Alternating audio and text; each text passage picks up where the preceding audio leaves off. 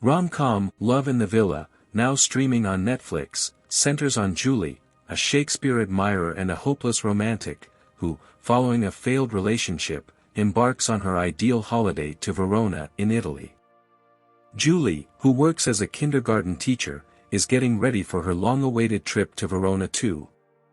Julie is fascinated with the Italian town, which just so happens to be the setting for William Shakespeare's play Romeo and Juliet.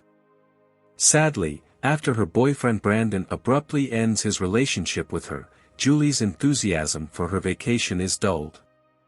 Julie must therefore travel alone, however she's eager to explore the local culture all the same. When she arrives at her reserved villa, Julie discovers that it has been double-booked, forcing her to share both her villa and her holiday with Charlie, a cynical but good-looking British man who is a wine expert in the home of Romeo and Juliet. After an argument akin to that seen between the Montagues and Capulets, the pair are forced to reside in the same villa and spend time together. As they get to know one another better in the picturesque city, they end up falling in love. The storyline here is pretty straightforward. Due to a mistake in the rental process, two people who appear to have completely different personalities and worldviews are trapped together in the same villa. They must work out a way to get along. This rom-com doesn't offer anything new or unique, but that wasn't exactly what was anticipated either.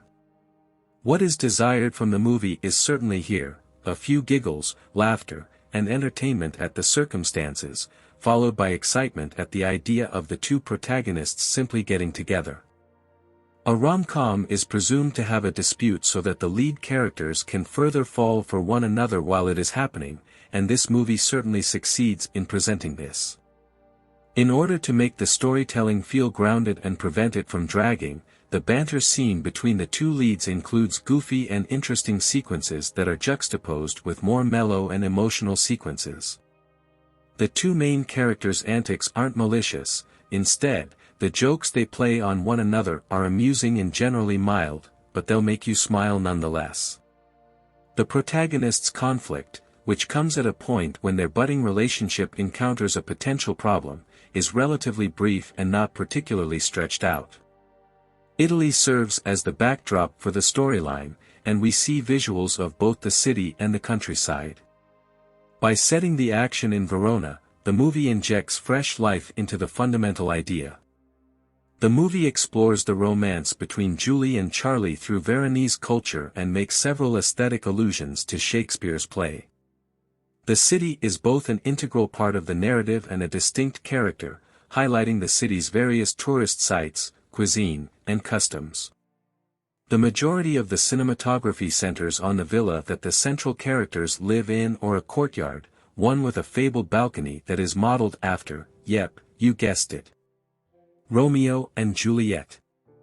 Julie, a big admirer of Romeo and Juliet, is displayed as being a little highly critical and clinging to power in every situation, however she does soften as the story progresses.